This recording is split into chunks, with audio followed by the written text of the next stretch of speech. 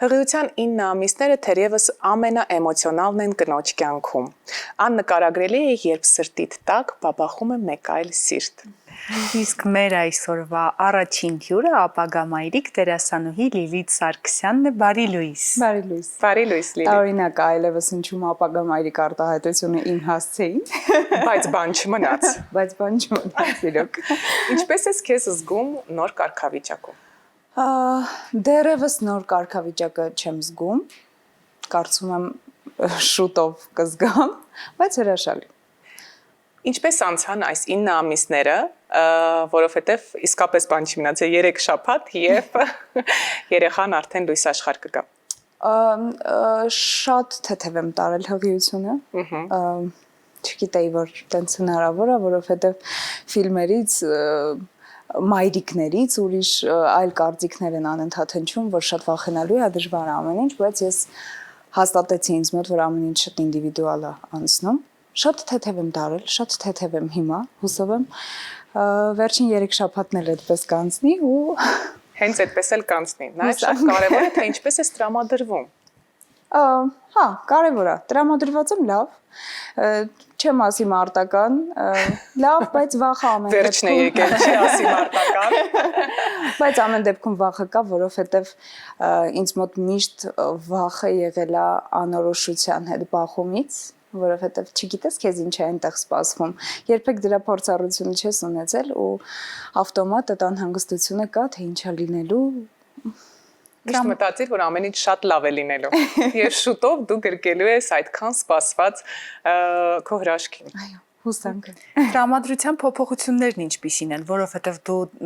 քեզ մոտ նկատվում են հաճախակի տրամադրության փոփոխություններ ու արդյոք հղիության ընթացքում սա սրվել է թե ընդհակառակը։ Գիտես, ես վերլուծեցի ու հասկացա, որ տրամադրության փոփոխությունները այդքան են հղիության հետ կապված չեն։ Բնավորության հետ են կապված։ Բնավորության հետ են կապված, որովհետև ուղղակի այս 9 ամիսների ընթացքում ես հնարավորություն ունեցա ինչ-որ բանի վրա բարթելու այդ տրամադրության փոփոխությունները, հեսա 3 շաբաթից կավարտվի, ուրիշ դետալներ պիտի մտածենք, թե ինչի վրա ենք այդ արդարացումը գտնելու ու գցելու։ Բայց սրացումներ կան այնուամենայնիվ։ Չէ։ Միշտ ստաբիլ եղել ամեն ինչ։ Ինչ կանել ցավոտ է, դա ստաբիլ է։ Դա կարևոր է։ Ստաբիլությունը շատ լավ բան է։ Կնոջ կյանքում։ Լիլիթ, ես հիշում եմ, երբ դու հյուրընկալվել էիր կնոջ օրագրում, խոսում էիր նրա մասին, որ դու շատ էմոցիոնալ ես եւ այդ խաղաղությունը, հանգստությունը քո մասին չէ։ Այո։ Գտել ես արդյոք այդ հանգստությունը եւ խաղաղությունը։ Ի զարմանս ինձ, որովհետեւ ինչ որ զսպվածություն է եկել, որը կեսից հայտնվեց։ Ես իրոք էմոցիոնալ էի, ես չգիտեի ինչ բառը զսպվածությունը ընդհանրապես։ Զսպվածությունը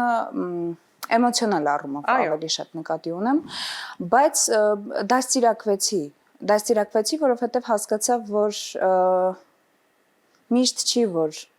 այն մարդով քեզնից պիտի սովորի, էմոցիոնալ պորտկումները պիտի հաճախակի տեսնի։ Հիմա ինձ հետաքրքիր է մեկ ուրիշ հարց եմ տալիս։ Դու սովորեցիր ամուսնությունից հետո ավելի զսպված լինել էմոցիոնալ առումով, թե մայրությունն ու հղիությունը փոխեց։ Ոչ, մայրությունն ու հղիությունը փոխեց։ Ես գիտեի դա։ Հա, իրականում, որովհետև մենք մի տարի միասին ապրեցինք, հետո ես իմացա լուրը, ընկալելուց ու մարսելուց հետո դա շատ ավտոմատ ստացվեց, այսինքն ես չեմ աշխատել դրա վրա, դա ինքնակրթության արդյունք չէ, այո, ինքնաբերաբար ամեն ինչ ստացվեց ու իդեպ ուրախ եմ շատ, որովհետև այլևս դա այդ հատկանիշը ինձ օգնում է շատ տարբեր տեղերում, որովհետև եթե ես գայի ուղակի հյուր ձեզ, ես կնստեի ու ասած ինչ-որ ես լարված եմ, բայց դա անցել է։ Եվ ապագա որպես մայրիկ դա կխանգարեր, այո։ Երեխայի հետ զսպված էմոցիոնալ լինելը շատ լավ առումով եմ ասում, շատ կարևոր է։ Հա, հուսով եմ այդ ճանապարհին եմ ավելի կկատարել կապում, հետաքրքիր է։ Ես ճիշտն ասած իմ ուսուցիչներից մեկից, Դավիթ Հակոբյանից լսել եմ շատ կարևոր նախադասություն, որը որդեգրել եմ, ասում էր ամենակարևոր օրինակը դա օրինակն է։ Ու ես չեմ ուզում, որ օրինակս այդքան էլ հաջող չլինի։ Հրաշալի պատասխան է։ Ես չեմ կարողանա ասեմ, գիտեք, այսինչ բան չի կարելի անել, բայց ես դրա կրողը լինեմ, որովհետև մաքուր թղթի վրա չեմ սիրում այդ արտահայտությունը մաքուր թուղթի իրականում, որովհետև այդպես չեմ մտածում։ Ամեն դեպքում ինչ որ բաներով երախան լույս աշխարհ է գալիս, բայց ամեն դեպքում ես ուզում եմ, որ ճիշտ օրինակ ճիշտ օրինակ լինի։ Գլոբալ առումով բացի զսպվածությունից ինչ փոփոխություններ ես նկատում, որ վստահաբար գիտես հղիությունը ու մայրությունը բերեց քո կյանք։ Մի քիչ հումորով պատասխանեմ, խնայող եմ դարձել մենա։ Ամբողջովին չեմ տրվում աշխատանքին։ Սոված չեմ մնում ժամերով։ Այո, սոված չեմ մնում ժամերով։ Ֆինանսական գրագիտություն եմ փորձում սովորել, որովհետև այլևս դա միայն ինձ չի պատկանում, թերևս չգիտեմ, շատ բան չեմ ուզում նշեմ, որովհետև շատ դեռ չեմ խորացել, այսինքն խմորումների փուլումը։ Ինքնակրթությամբ եմ զբաղվում, որովհետև այս կարգավիճակում ազատ ժամանակս շատ է ու չեմ ուզում անիմաստ ծախսեմ։ Ամենակարևորները նշեց կարծում եմ։ Այո, իսկ առօրյայում ինչ փոփոխություններ կան, որովհետև դու ակտիվ նաև նկարահանվում ես։ Որ ասեմ առօրյայում շատ փոփոխությունների եմ բախվել մինչև արտաքին տեսքի փոփոխությունը, կստեմ, որովհետև շատ ակտիվ աշխատում էի մինչև 4.5-5 ամսական։ Հիմա էլ եմ աշխատում, ուղղակի ավելի գրաֆիկս մի քիչ փոքրացել է աշխատանքային առումով։ Շատ եմ տանը անցկացնում ու քնած։ Այս ընթացքում կան անհանգստություններ, վախեր, դեպրեսիաներ։ Ինձ թվում էր, որ սկզբում կա, որովհետև իրականում մեզ մոտ ամեն ինչ շատ պատահական ստացվեց։ Մենք 21-րդ, ոչ, պլանավորված չէր, մենք 21-րդ դարյա երիտասարդների նման նստեցինք, տենց ցուցակով ասացինք, նայ, հենց պլանավորենք, այսինչ բան էլ չի լինում, այսինչ բան էլ չի լինում, ու ես ինչ որ պահի հասկացա, որ պլանավորումը իր հերթին, բայց էլի կարող է մի քիչ պաթետիկ հնչի այս ամեն ինչը, բայց ի վերջո դու չես որոշում, դու ունենալու ես երեխա, թե չէ։ Ու դու չես որոշում դա Բայց կարող ես պլանավորել եւ կանխատեսել ինչ որտեղ։ Դրա համար նշեցի, որ պլանավորումը մի կողմ, իհարկե դա ինչ որ տոկոսն է կազմում, որը բայց լինում է այն, ինչ լինում է։ Լինում է այն, ինչ լինում է։ Ինձ թվում է ամեն ինչ իր ժամանակին է լինում ու դու չես որոշում, դու դրան պատրաստ ես, թե չէ, դու ավտոմատ այդ 9 ամիսների ընթացքում կոպիտ ասած ինչ որ փուլեր ես անցնում, որոնք քեզ պատրաստում են դեպի նոր մարդու կյանքի լույս աշխարհ գալու։ Այնուամենայնիվ կային այդ վախերը։ Շատ կային, հիմա էլ կան։ Ով է քեզ այդ ընթացքում օգնում ամենից շատը։ Դե ամուսինս բնականաբար կողքիս է եղել։ Հիմա պիտի անկեղծորեն խոստովանեմ, որ ամուսնուս հոգեբանորեն օգնությունը ես ընկալում եմ։ Առաջ դա ինձ մոտ որպես ճիշտ բառը չգիտեմ ոնց գտնեմ, բայց ամեն դեպքում բախումներ էին։ Այո, բախումների էր բերում։ Այո։ Հիմա սկսել եմ շատ բաներին մի քիչ ուրիշ ձև նայել, ուրիշ ձև հասկանալ, չգիտեմ։ Եվ ինչի մասին էին այդ վախերը, Լիլիթ։ Ավելի շատ դաստիարակության հետ կապված, որովհետև ես կարծում էի, որ ես դեռևս պատրաստ չեմ մեծացնելու նոր մարդ, ամենակարևորը լավ մարդ, ու ես հիմա շատ եմ խորանում ու մի քիչ առաջ եմ անցնում ժամանակից, բայց կուզեմ, որ այն մարդուն, ում ես պիտի դաստիարակեմ, միջակության հետ կապ չունենա։ Այսինքն կամ լինի լավը, ծայրահեղությունից ծայրահեղությունը միգուցե սա կարող է փոխվի, բայց կամ լինի լավը շատ, կամ ուղղակի լինի վատը։ Միջակության հետ կապ չունենա։ Չենք ուզում Ես պատրաստ եմ վատնել ընդունեմ, բայց միջակությունը չեմ կարող ընդունել։ Իսկ հետաքրքիր է կներես Ինա, վախերի այս թեմաների շուրջ զրուցում ես ամուսնուդ հետ։ Ինչպես ես դու պատկերացնում դաստիարակությունը, ինչպես ես դու այդ ամենը պատկերացրել եւ արդյոք համընկնում են այդ պատկերացումները։ Ի ուրախություն ինձ համընկնում են, որովհետեւ կարծում եմ դա այն կետն է, որտեղ եթե անգամ որևէ տարաձայնություններ կան, պիտի մաքսիմալ գտնեք այն կետը, որտեղ ձեր կարծիքները նմանվում են, հատվում են կամ գոնե, չգիտեմ, ասենց ծայրը ծայրին հասնում են։ Ես կարծում եմ, որ հա դրանք անընդհատ պիտի քննարկման մեջ լինեն, դա միայն քո սեփականություն, այսինքն բացառապես քո սեփականությունը չի երեխան, բայց գոնե դաստիարակության առումով երկուսիդ կարծիքը պետքա մի կետի վրա լինի։ Բայց մեկ-մեկ չի լինում այդպես, որ ես 9 ամիս այս ամենի միջով անցնեմ, ուրեմն իմ ասածը պետք է լինի։ Ես չեմ բացառում, դեռ չի եղել, որովհետև մենք իրան ֆիզիկապես դեռևս չենք հանդիպել։ Միգուցե լինի, ես չեմ բացառում։ Իսկ այն բախումները, որոնք արդեն տեղի են ունեցել, հիմնական բախումը որ հարցի շուրջ էր։ Հիմնական բախումը երևի չծիծաղեք, բայց դպրոցի ընտրության հարցում է։ Կարևոր է համասարանի չեն հասել, գիտես, դա շատ կարևոր է։ Իրականում ես չէի պատկերացնում, որ ես սենց ինչ-որ բանի մեջ եմ լինելու, որ արդեն մի օր լավ եկեք ես պատմությունը պատմեմ, նստած ենք ամուսինս գործ անում, ես նստած ինչ-որ բան եմ կարդում, երկար լրությունից հետո սենց արեցի։ Հար, իսկ 350,000 դրամը օքեյ է ամսական, ասեց ինչին է օքեյ, ասեցի դե դպրոցի վարձ, ասեց գիժես դու, այդ երեխաները մանկապարտեզ չի գնացել, հələ չի ծնվել, այսինքն դու նախ որոշել ես, որ վճարովի դպրոց է գնալու, ես հələ տեղյակ չեմ դրամաս։ Չգիտեմ, շիզոֆրենիայի Ես կասեի, որ մանկապարտեզից պետք է սկսեք, մանկապարտեզները շատ ավելի թանկ են, քան դպրոցները։ Բայց եթե հասել եք դպրոց, դրանից առաջ մանկապարտեզ, դուք վստահաբար արդեն անունը որոշած, անվան շուրջ բախումներ ունեցած, թե չէ։ Բացարձակ չի եղել բախում անվան շուրջ։ Աղջիկ է թե տղա։ Տղա։ Այո։ Անունը լինելու է Ռաֆայել։ Ով է ընտրել։ Ամուսինս։ Եվ ես համաձայնվել եմ, որովհետև ամուսնուս հոր անունն է։ Եվ նաև շատ սիրուն անուն է։ Եվ շատ սիրուն անուն է։ Այո։ Սա էլ է շատ կարևոր։ Այո։ Ինչ շատ հետաքրքիր են ապրումները, նախ որ իմացար հղի ես, եւ հետո սեռը իմացար։ Եվ մինչև սեռը իմանալը ինչ պատկերացումներ ունեիր։ Ով է լինելու առաջնեկը։ Ես սարսափելի ուզում էի աղջիկ ունենալ։ Ես ուզում էի, որ իմ առաջնեկը լինի աղջիկ։ Բայց ես վստահ էի, որ տղա է։ Ես չգիտեմ դա, ես միշտ չեմ հավատացել պատմություններին, որ մամաները ասել են, ես գիտեմ, որ տղա է, ես գիտեմ, որ աղջիկ է։ Երբեք չեմ հավատացել անկեղծ։ Սա պաթետիկ է հնչում, վստահ եմ, բայց ես գիտեի, որ տղա եմ ունենալու։ Մեզ բժիշկը ասեց, ասենք սեռը, ասեցի, չէ, երևի ծրարի մեջ դրեք, մենք կորոշենք, կբացենք։ Ես նստել եմ մեքենան, բացել եմ։ Ես գիտեի, որ տղա է։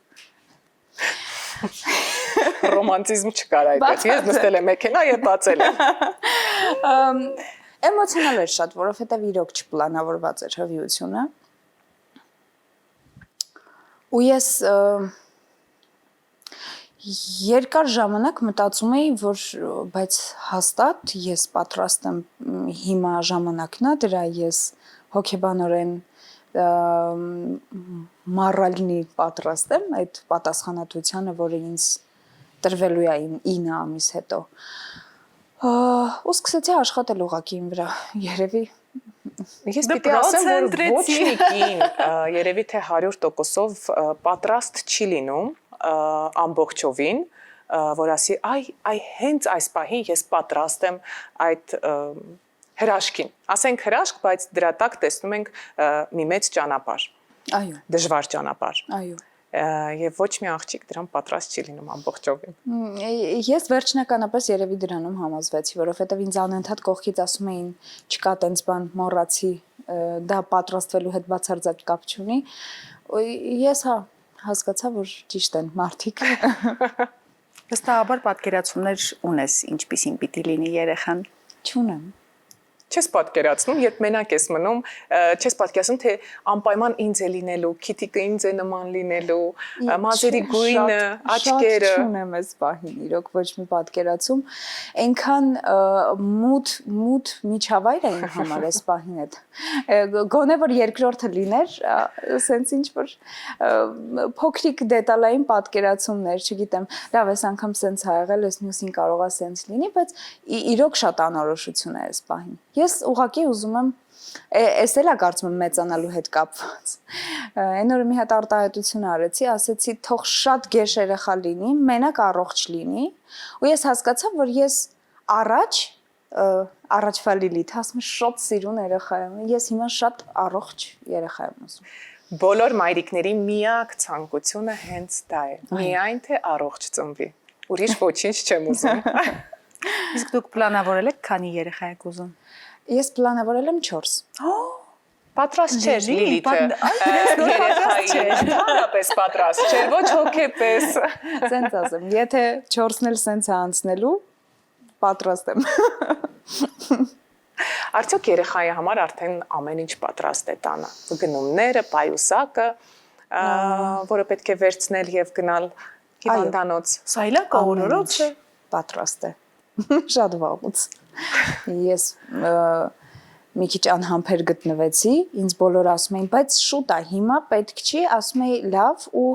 գնում էի նայում էի, ասում էի, չէ, այս մեկը չեմ ընտրելու, այս մեկը, հետո ես հստակ սայլակ ունեի ընտրած ու երբ գնացինք որ պիտի վերցնենք, ասացի, չէ, այս մեկը մի րոպե, այս, հա, ամեն ինչ արդեն պատրաստ է ու այս պատրաստվելու process-ն էլ շատ հաճելի է ու հիմա որ հագուստները արդեն դասավորում եմ ինչ-որ նոր էմոցիաներ են, որովհետև չես պատկերացնում, որ հեսա մարդ հածնվելու, ով սրանք հագնելու է ու չգիտեմ։ Դու իրեն գրկելու ես։ Ու ես իրեն գրկելու եմ։ Իսկ այդ գնումների ընթացքը, բժշկի այցերը,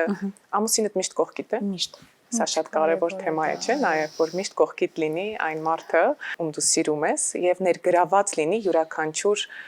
գործում։ Ես սկզբում դրան կարևորություն չէի տալիս, մինչև հղիությունը, որովհետև կարծում էի, որ կանայք պիտի լինեն ինքնուրույն, շատ բան է փոխվել ինձ թվում այն մոտ, ես դա անգամ չգիտեմ դա լավ է թե չէ, ու ամեն ինչ կապում էի ինքնուրույնության հետ, որ ես մենակ կգնամ հիվանդանոց, ես մենակ սա կանեմ, ես այս առևտուրը կբերեմ տուն։ Հիմա չէ, հիմա որովհետև ինչ-որ պահի ես հասկացա, որ դա ձեր երկուսի ստեղծագործությունն է ու դուք երկուսով եք պատասխանատու։ Այո։ Բազմոց գնելու հարց չի, որ գնաս մենակ ընտրես, ասես ընտրես։ Շատ լավն է, ինչ լավ է, որ չեկավ, ես ինքնուրույն ընտրությունը արեցի։ Ու այս վերջերս տենդենսի եմ հանդիպել Instagram-ում, որ ասում են հոր ներկայությունը օգնություն է դիտարկվում որպես,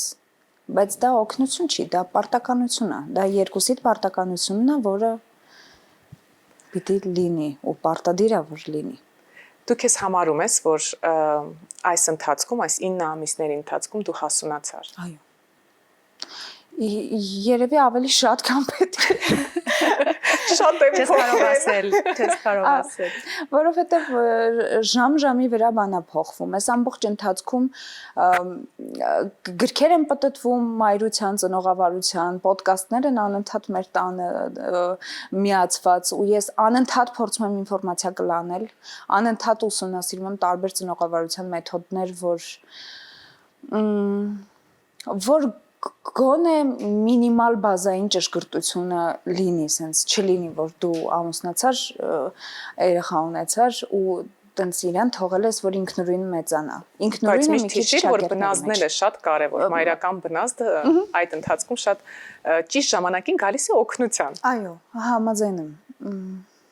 Պլանավորում եք, որ ամուսինդ ներկա լինի ծննդաբերությանը։ Ես գիտեի, որ դու այդ հարցը պետք է տասի։ Ես սիրում եմ այդ հարցը։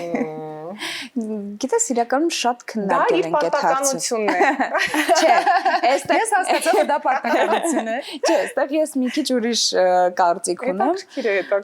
որովհետև առաջին օրվանից ես լսել եմ արտահայտություն, որ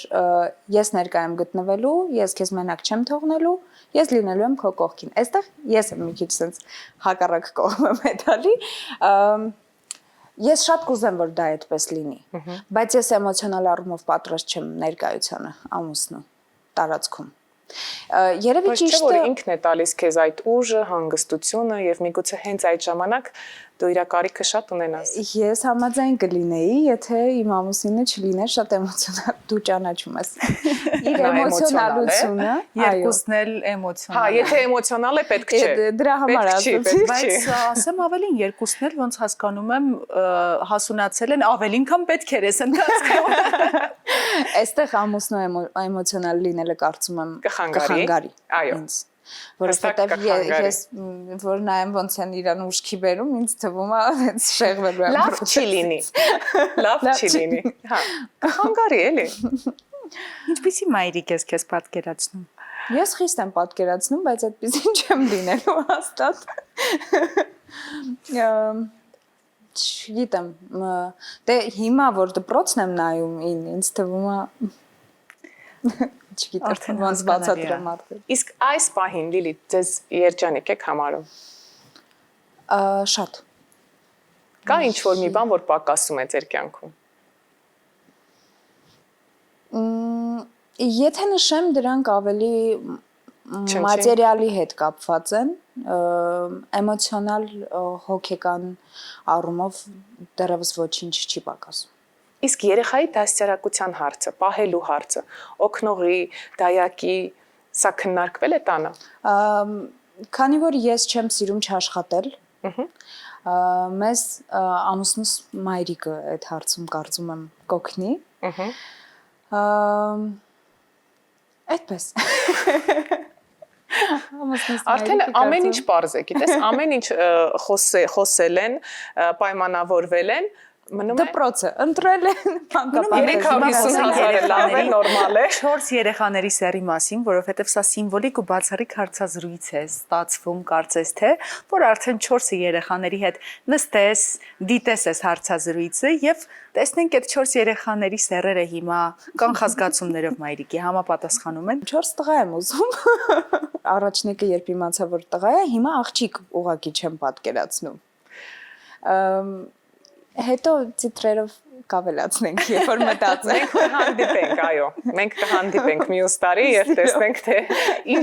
ինչպես է այս անգամ պատասխանելու տրված հարցերին։ Իսկ երբ մենակ ես մնում, երեխայի հետ խոսում ես,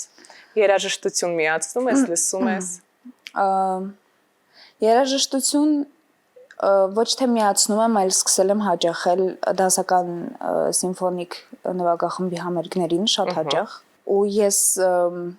էլի պաթետիզմով վերաբերվեցի այդ ամեն ինչին, ասեցի պիտի հիմիկվանից, ու գիտեք, ինձ թվում է սիրվում է այդ երաժշտությունը իր կողմից։ Որովհետև հանգիստ է լինում այդ ընթացքում։ Ոչ թե հանգիստ, այլ հակառակը, ինչ որ ես շարժ եմ նկատում, ու դա կապում եմ հավանելու հետ։ Եթե չի հնչում պաթոսով, այս ամեն ինչը։ Ընդհանրապես։ Խոսելը ինձ չտրվեց։ Ես չեմ կարողանում խոսեմ, որովհետև Բայց դա էլ է նորմալ, Լիլիթ։ Յուրաքանչյուր բանը նորմալ է։ Խոսելը լինում են մայրիկներ, որ սիրում են խոսել, պատմություններ պատմել։ Ինձ մոտ էլ չի ստացվել խոսելը, որովհետև կողքից նույնիսկ կարող էի ծիծաղել ինքս ինձ վրա, երբ ես սկսեի բարձրացնել խոսել նրա հետ։ Իսկ ուտելու պահը, երբ ուտում ես ինչ-որ մի բան զգում ես, որ նրան շատ է դուր գալիս։ Չէ, դա չեմ զգացել, բայց մաքսիմալ փորձեցի սննդակարգս փոխեմ, որովհետև միշտ առողջ սնունդի կրողը չեմ եղել, ընդունողը չեմ եղել, բայց չստացվեց։ Բայց երբեմն առաջանում է նաև մեղքի զգացում, որ դու չես կարողանում այդ ճիշտ բանջարեղենը ընտրել, հրաժարվել օրինակ էս ինչ վատ մթերքից, էդ էլ չտրվեց, բայց ես դրան էլ եմ առողջ նայում այս դեպքում, որովհետև այդ վատ բաները չի գնում իրան երևի։ Հաստատ զտվում են։ Միշտ այդպես մտածի։ Ծննդաբերությունից հետո ոնց ես պատկերացնում քեզ։ Մի անգամից տրվում ես գործին, թե մամայի կարգավիճակում ես մի որոշ ժամանակաշրջան։ Չեմ ուզում ինձ այդ հաճույքը թույլ տալ երկար ժամանակ գտնվել մամայի կարգավիճակում։ Այս պահի դրությամբ հստակ որոշված է իմ կողմից իհարկե, որ 2 շաբաթ հետո հավաքվում ենք, գնում ենք աշխատանքի։ Միգուցե դա միֆային ժանրից է, որ 2 շաբաթ հետո ես տենց իմ ոտքով գնալու եմ աշխատանքի, բայց չեմ ուզում այդ դադարը շատ լինի, որովհետև երևի թե բոլորիս համար հանգիստ կլինի, որ ես աշխատեմ։ Այդ էմոցիաները պետք չի որ կուտակվեն, ավելի լավ է դուրս գամ աշխատանքի։ Կոմպրոմիսը կա կնոջ եւ ամուսնու միջեւ։ Սա ամենակարևոր պահն է։ Բայց ես անպայման ուզում եմ, որ մենք հանդիպենք ամռան կողմերը եւ եւս մեկ անգամ այս ամենի մասին խոսենք եւ տեսնենք, թե քո պատկերացումները ճիշտ էին եւ կանխատեսումները թե ոչ։ Ես սիրով կխոսեմ, հուսով եմ շատ հեքիաթային ժանրի մեջ չեմ ես պահին, որ սա սենց է լինելու, սա հստակ սենց է լինելու, երկու շաբաթ սենց ես դուրս հուսով եմ ամեն ինչ ոնց պլանավորել ենք, այդպես էլ կլինի։ Այո։ Շնորհակալություն Լիլիթ, շատ սիրուն հարցազրույցի համար, շատ հաճելի էր կիսել հարցազրույցի համար։ Ձեզ եմ շնորհակալ, ուրախ էի արդեն պատասխանողի դերում լինել, որովհետև այս ամբողջ ինչ ես եմ անցել այս աշխատանքին, ինձ մի քիչ sense այսօր դիսկոմֆորտ էր, որովհետև հարցերը դու չես տալիս, պատասխանողն ես, չէ՞։ Պատասխանում եմ։ Շատ հաճելի էր, շատ ուրախ էի, որ ձեզ տեսա ու շփվեցինք։ Շնորհակալություն, քեզ հաջողություն եւ հուսանք, որ շատ շուտով կլսենք այդ լուրը, որ դու հանդիպեցիր հրաշքին։ Շնորհակալ եմ շատ։ Իսկ մենք սիրելի հեռուստադիտողներ շարժվում ենք առաջ